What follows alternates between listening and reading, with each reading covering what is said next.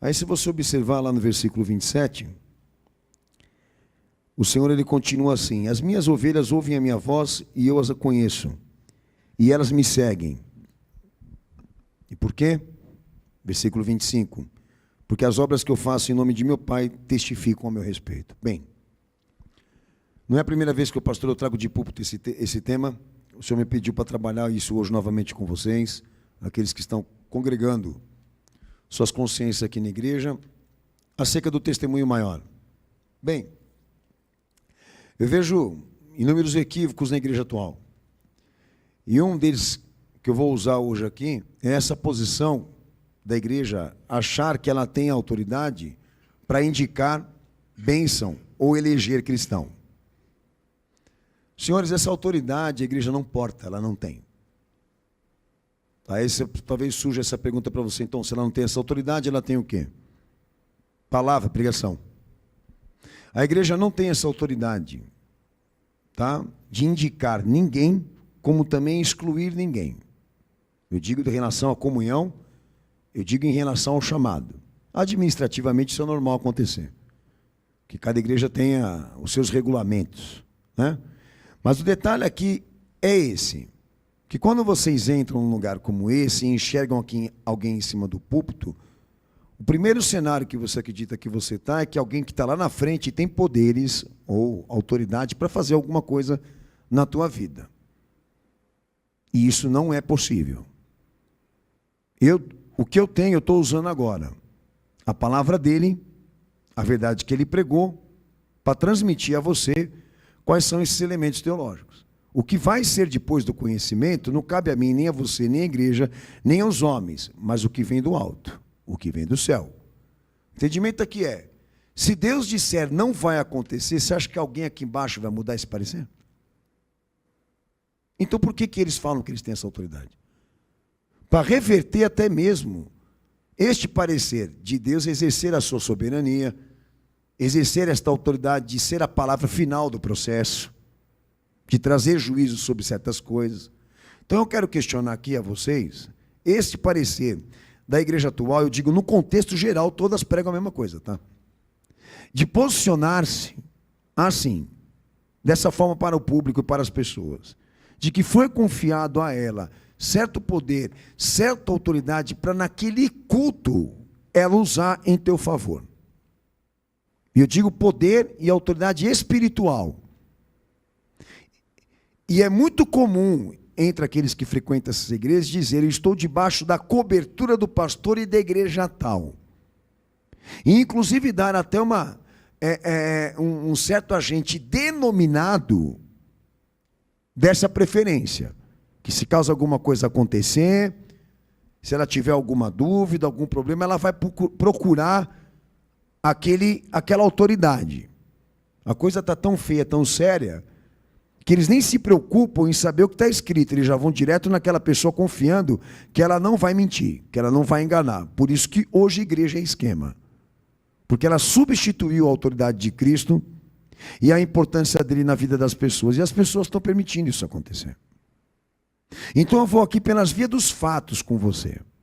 Porque eu abri um texto aqui que deixa muito claro que nem o próprio Filho de Deus, que quando esteve aqui neste mundo para nos servir com vida redentiva, ele se autodeclarou o Cristo. Nem ele ousou dizer: eu sou pelo poder da sua própria palavra. Em alguns momentos ele deixou claro que o que fazia ele ser o que ele era, o que faria ele ser quem ele dizia ser, é o que ele fazia, não o que ele afirmava de si mesmo, que é bem diferente. Então aqui pela Escritura ele deixa claro: eu sou porque ele testifica. Eu sou porque ele testemunha em meu favor e em meu respeito. Mas se isso não acontecesse, ele não ia ter condições de provar isso, de ser o Messias, de ser o Cristo. Então havia algo sobre ele que foi confiado de uma parte superior, acima dele mesmo, que se ele não tivesse, se não houvesse caído sobre ele essa dispensação, além de sua natureza impecável e divina, ele não ia ter condição de cumprir tudo aquilo que estava estimado a ele como Messias e como Cristo. Então você acabou de ler um texto aqui para deixar isso claro. Eu vou em outro texto. Texto de João, capítulo 8, a partir do versículo 23 ao 29, porque a pergunta foi essa: se tu és o Cristo, fala. E ele disse, né? Eu já falei, já disse, e não credes. As obras que eu faço em nome do meu Pai testificam ao meu respeito. Nós vamos seguir essa orientação. No texto de João 8, verso 23 ao 29, nós vamos ler esse texto aí, deixa muito claro, esses dois até agora, que a Escritura e o testemunho de Deus é inseparável. Que a palavra e esta autoridade de poder, ela é inseparável. Ali com ele foi assim. Tudo que ele dizia, tudo que ele falava, poderia não ter efeito se aquele testemunho não estivesse sobre ele. Ia ser só um discurso, ia ser só uma fala.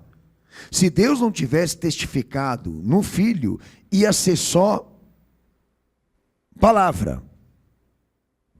Essa é a realidade que eu quero mostrar para vocês aqui.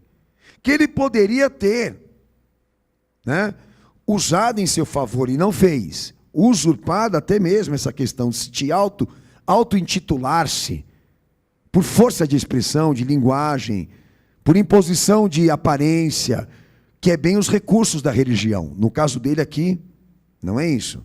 Não é uma imposição de aparência nem de linguagem, mas de fatos nele que se cumpriam. Vamos lá, texto de João 8, verso 23 ao 29.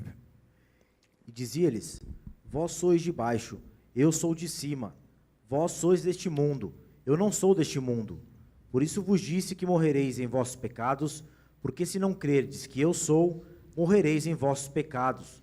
Disseram-lhe, pois, quem és tu? Jesus lhes disse, isto mesmo que já desde o princípio eu vos disse. Muito tenho que dizer e julgar de vós, mas aquele que me enviou é verdadeiro, e o que dele tenho ouvido, isso falo ao mundo. Mas não entenderam que eles lhe falava do Pai.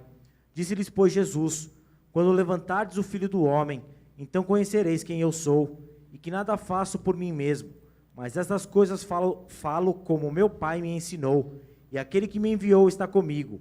O Pai não me tem deixado só, porque eu faço sempre o que lhe agrada.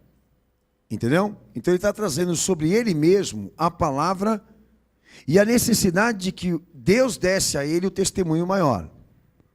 Quando ele fala eu sou, ele está buscando a identificação do enviado, do Messias, do Cristo. Quando o pastor eu falo isso, o Messias, o Cristo, eu falo da parte da Escritura. Por quê?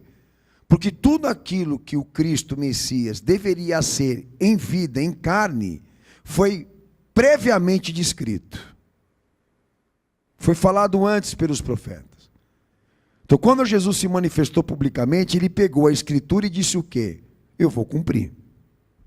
Ainda vou chegar nesse texto ainda. Então, publicamente, ele manifestava essa intenção de assumir o lugar, de assumir a posição daquele que estava destinado a cumprir a missão redentiva. Mas veja só, a identificação do eu sou sobre ele, do que diz respeito ao Pai, não teria valor nenhum se ele não comprovasse, se ele não testemunhasse o quê? Os fatos.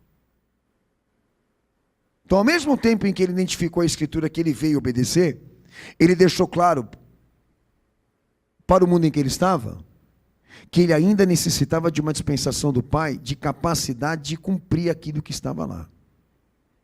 Então mesmo, ele tendo uma natureza divina, de cima, sendo o próprio Filho de Deus, ele não usurpou, não se precipitou em se autotitular e se declarar o Cristo e o Messias. Ele deixou com que as obras e a testificação falasse por ele mesmo. Até aqui, amém?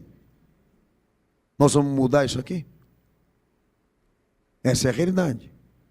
Eu vou enganar você?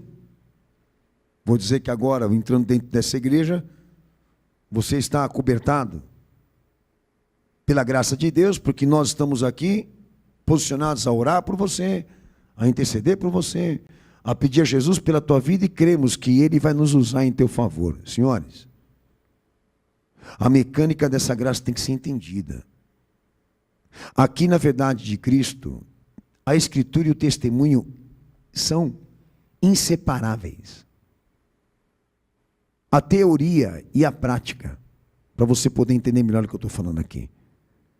O que nós pregamos aqui nesse púlpito pode virar um discurso, se Deus não testificar.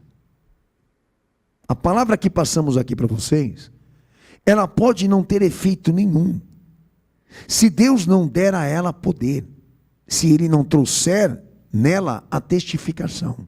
Aí, quando em Mateus 5, versos 17 ao 18, nós vamos ler esse texto, o Senhor assume este lugar de destino, né? De cumprir tudo que está na Escritura, tudo que está nos mandamentos, tudo que está na lei, tudo que está nos profetas, assume cumprir a Escritura, traz a identificação de ser enviado, mas precisa e necessita do quê? Do reconhecimento de Deus e do testemunho dele, para que tudo que está escrito se cumpra nele. Por isso, Escritura e testemunho são inseparáveis nele, porque eu estou tratando ele. Vamos ler o texto. Não cuideis que vim destruir a lei ou os profetas. Não vim destruir, mas cumprir. Porque em verdade vos digo que até que o céu e a terra passem, nenhum jota ou um tio jamais passará da lei, sem que tudo seja cumprido. Amém? Então, o que estava determinado? Que aquilo que foi previsto por Deus e anunciado pelos profetas, que o Messias verdadeiro deveria cumprir, só poderia ser satisfeito por ele, pelo eleito de Deus. Porque seria este que Deus elegeu para ser Senhor e Salvador do mundo, que ele iria capacitar. Um falso profeta, um falso Messias, não conseguiria ter essa capacidade, esse potencial, esse alcance de obediência. Então o que estava determinado? Quem é o verdadeiro vai ter capacidade.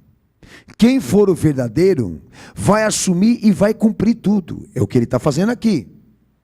Ele está debaixo dessa identificação, ele está debaixo dessa prerrogativa, ele está debaixo desta posição de assumir, ser o cabeça representativo da redenção da humanidade, com fatos, com Escritura e fatos. As duas coisas estavam lá, os dois elementos, que eu vou tratar aqui nessa noite, que eu volto a dizer aos irmãos, que se isso foi exigido dele, no que ele fez, não vai ser exigido de mim e de você aqui hoje? Você não tenha dúvida disso.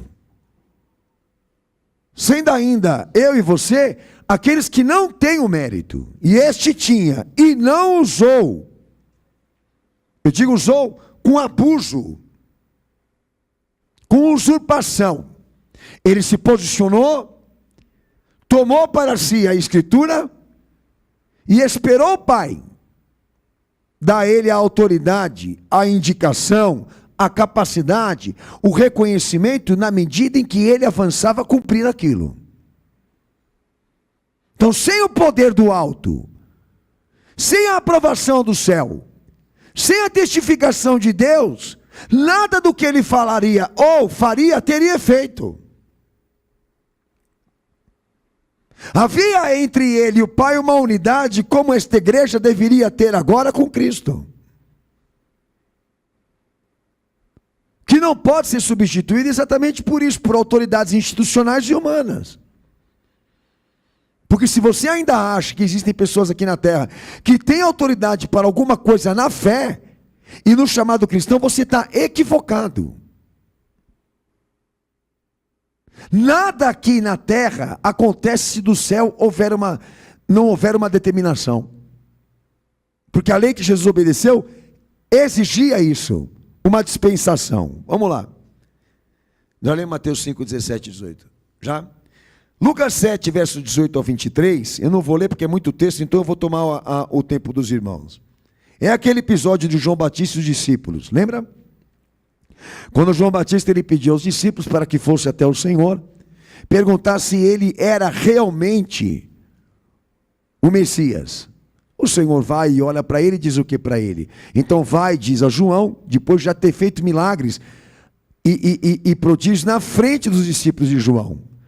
Ele olhou aos discípulos de João e disse: agora vai e conta para ele tudo o que vocês viram e ouviram ao meu respeito. Ele esperou manifestar a glória do Pai, dar o testemunho desse poder do alto, dessa natureza que estava sobre ele, dessa autoridade que estava sobre ele, para dispensar aqueles que tinham dúvida se ele era ou não o enviado e o indicado. Um cenário apropriado para deixar claro aqui, a qualquer um de nós, que você pode armar isso aqui, para o objetivo de um evento religioso, e colocar pessoas capacitadas intelectualmente, como também isso, em discursar, em se impor, em se empenhar em convencer as pessoas de que existe uma vitória, de que existe uma bênção, de que existe uma porta aberta, nada disso vai ser suficiente. Primeiro, porque deve haver biblicidade em tudo aquilo que falamos aqui. E segundo, que ainda carece de uma aprovação do céu. Porque nada aqui vai acontecer com base em autoridade humana e imposição institucional. É muito mais complexo do que você imagina Deus operar. É muito mais estreito e difícil o agir desse Deus do que você possa já ter pensado, refletido e imaginado. Agora alguns acham que não, que entrando ali naquele aparato, né, de culto religioso, naquela organização sensibilizadora, tomada de emoção, de comoção, de necessidade, de pessoas carentes, de pessoas capacitadas, né, e inteligentes, que Deus ele vai obrigar-se a fazer alguma coisa por aquilo. Não, senhores, tem muito evento religioso que só tem aparência, só tem marca.